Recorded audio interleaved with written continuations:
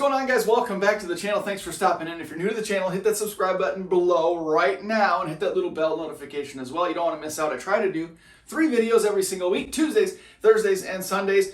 I've been a little slack lately. I apologize. A lot of stuff going on in the Speed Culture household, the Speed Culture family. I'll say that, but I appreciate you guys following along. It means a lot.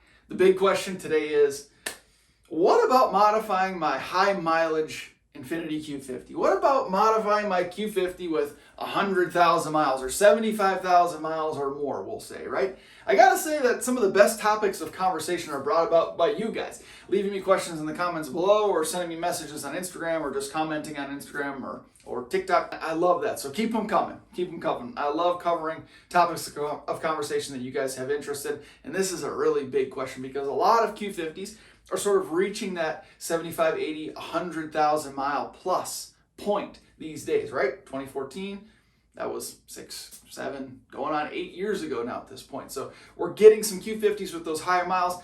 People are finding good deals on them and picking them up, and they're wondering, is it worth the risk? Should I modify these cars? And this holds true for the 3.7 or the 3.0T as well. So let's dive right into this question today. So, as always, we'll dive into some pros and cons, and then ultimately I'll leave you with sort of my input or my take on modifying high mileage Q50s, high mileage vehicles just in general. So, let's start with the pros. One very positive thing about modifying a high mileage car is that generally, if you bought this car with low miles or brand new, chances are you've paid that vehicle off or you owe very, very little on the loan at this point. So if something were to happen or you blow up the engine, you don't have a $20,000 heap of metal sitting in your driveway. That's always something that I was hesitant about picking up a newer vehicle with lower miles. I always hesitate modifying them because if they blow up, you can't sell them. You can't dump them off on somebody else and pay back the bank that owns that vehicle, right? So if you owe just a couple $1,000 on your car loan, or maybe the car's paid off, you could potentially sell it and get out from under it, or you can put money into repairing it rather than paying that $400, $500, $600 car note every month. You have a little bit of that cash freed up to get the car back on the road. So that's sort of a positive side of it, right? You're not going to be stuck with a multi-$1,000 pile of metal sitting in your driveway. Another thing is that they're generally out of their warranty period by this point, right? A 60,000 mile Infiniti warranty. If you get extended warranty, you might have other things to take into consideration, but generally your factory warranty is run up by the 60, 75, 100,000 mile point. So you don't have to worry about having your warranty voided.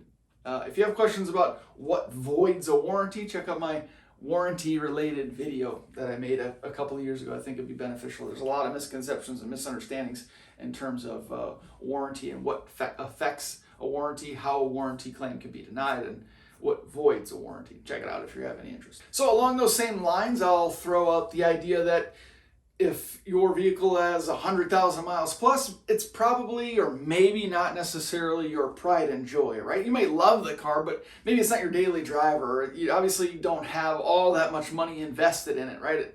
You maybe got a good deal or you've had it for a long time, so it's not something that you're like super concerned about. Maybe you park it on the street, for example, but it might just be a side project car, right? Or just something you want to have a little fun with and you're not all that concerned about.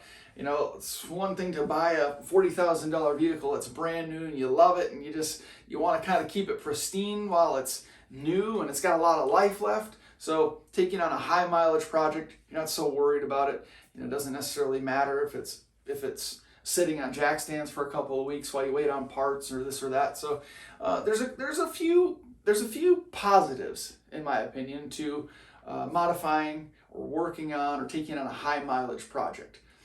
With that being said, there are certainly some cons, some negative things that come along with modifying a high mileage vehicle. And number one, I'm sure we're thinking of it together right now at this very moment, and that is it's high mileage. You are starting to modify a vehicle that has sort of already reached the end of its lifespan, right? So you're going to increase performance and probably start pushing the car a little bit harder. And now this is a car that has already lived a full life, and it's already been abused and driven daily or in rush hour traffic or on the interstate or raced from stoplight to stoplight for over 100,000 miles at this point. So now you're going to start putting money into it. Now you're going to start pushing it. And just in general, when you start increasing the horsepower and you start increasing a car's performance, you're putting more strain on that vehicle than was initially intended, right? And now you're putting more strain on components that have already,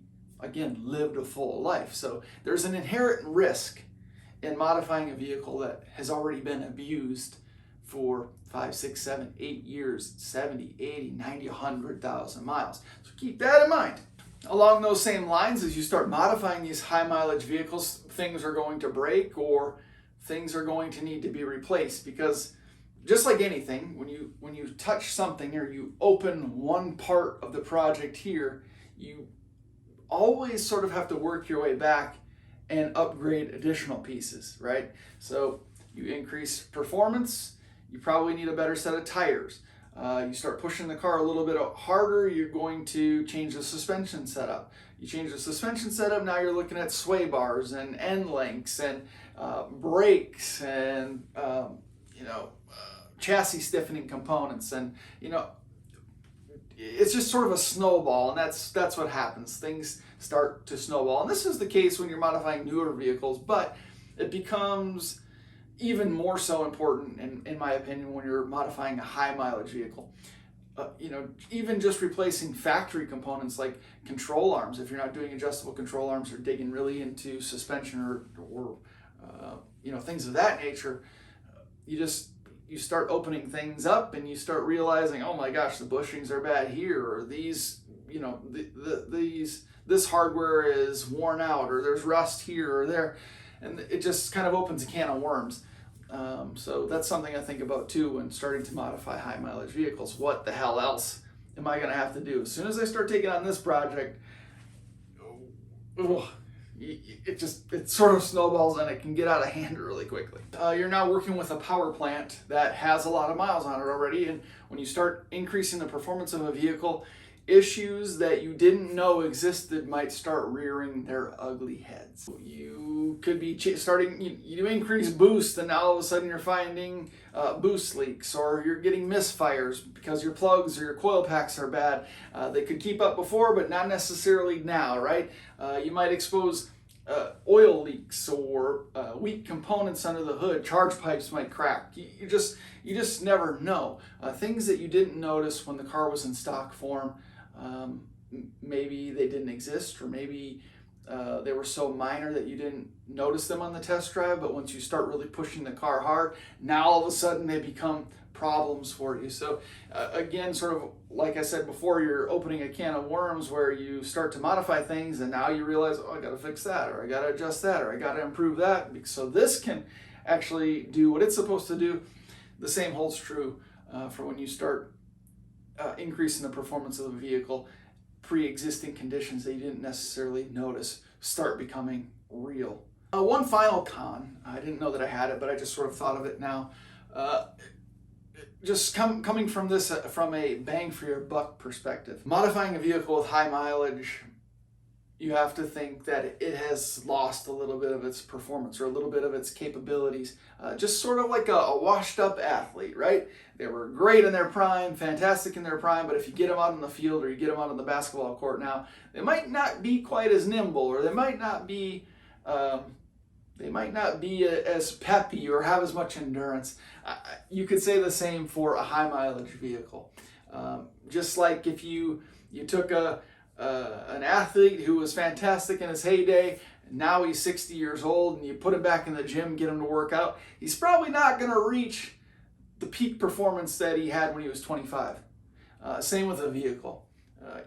You can throw parts at it, you can improve its components and tune it, but it still may not reach the maximum performance that it would have if you would have started modifying it earlier on in its life. So sort of from a bang for your buck perspective, you could throw a lot of parts at a vehicle, but if it's worn out and old, you might not get as much out of it as you would have hoped. So just something to keep in mind. That might be a little bit of a stretch, but it's just something to think about. Now, those are just sort of all in general terms, but if we put all of this together and we think about modifying a high mileage Q50, what's my overall thinking? Well, I gotta say that I sort of like the idea. I sort of like the idea of modifying a high mileage vehicle for the couple of the pros that I mentioned early on. You're out of warranty, so you don't have to worry about that. And generally, you're probably not going to owe anything, or you owe very little on a vehicle that's got 100 and something thousand miles on it. You can get a pretty good deal on a high mileage Q50 these days. If you're just picking one up and you're dumping $15,000 to $17,000, $18,000 on one, or maybe more than that. I mean, if you're spending $25,000 on a Q50 with 100,000 miles on it, I don't know that I would advise that. But like I said, chances are you're not going to owe a whole lot, and it wouldn't be such a big deal to have it sitting on jack stands for a couple of weeks while you're waiting parts, or if something breaks, you're okay. You're not sitting there with a hunk of metal that's useless in your driveway. So I sort of like that idea, and that's something that I've kind of waited for. I waited to really start modifying this Q50 until I got over my 60,000 mile factory warranty, and now I don't feel so bad about it. It helps to have another car available as well if I need it. So in general, I like the idea, but check out my video that I did recently about the 8 common parts that will fail on your Q50, and think about whether or not it is worth it to you, because there are some components that you're going to start to see have problems with the Q50. The axle seals or the rear diff seals start to leak a little bit, something you're going to want to take care of. That rear diff bushing is going to, if it hasn't already, it will fail on you, and there's no replacement. There's some out there apparently that are solid or just upgraded rear diff bushing, but I've been told that there's problems in changing those out because of the way the rear subframe of the Q50 is constructed in 2 pieces. Getting that factory sleeve, that factory rear diff bushing out, could potentially cause problems, or you could cause damage to your rear subframe, and then the replacement bushing won't fit properly. So it's sort of a replace at your own risk kind of thing, or have a professional do it, but that doesn't guarantee that there aren't going to be any issues. So I'm a little bit hesitant to take on the project myself, or have someone even do it for me. Just one thing to consider there. The trans problems, the transmission issues that the VQ37 Q50s have, that's something to take into consideration. But other than that, it's just sort of a good platform to kind of dive into. And those high mileage cars are the ones that people start slapping on forced induction and throwing nitrous at it. In general, I kind of like the idea of modifying a high mileage Q50. So would I do it? Yeah, sure, why not? I have even considered finding a high mileage or a salvage title Q50 as a second Q to add to the stable, to start doing some more serious modifications too. So I'm definitely not opposed to it. A lot of people ask me that question, and it just kind of depends on what you're going for or what you're willing to spend. If you're buying a high mileage Q50 and it's your only vehicle and a daily driver, I probably wouldn't do it. But if it's a second car, just a fun car for you, yeah, have at it. Have at it. Enjoy it. But that's what I got to say on the topic. Let me know what you guys think in the comments section below. Would you advise modifying a high mileage Q50, either the VQ37 or the 3.0T?